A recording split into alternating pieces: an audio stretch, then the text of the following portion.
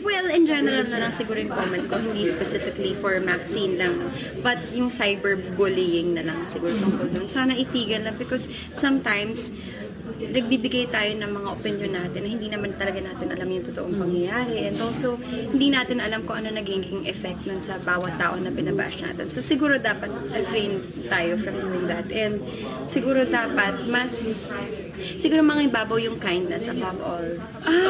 No, I was discovered sa isang beauty contest, no? Oo, doon ako na-discover talaga. Yun talaga yung pangarap ng lola ko for me. Pasig. Miss Pasig. But para sa akin, siguro iba-iba talaga tayo ng passion.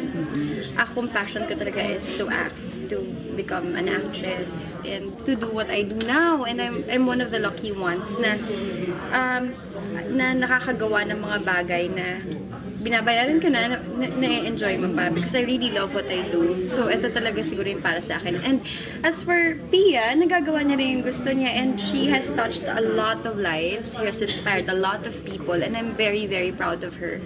Oo, but she moved to, I think, to London.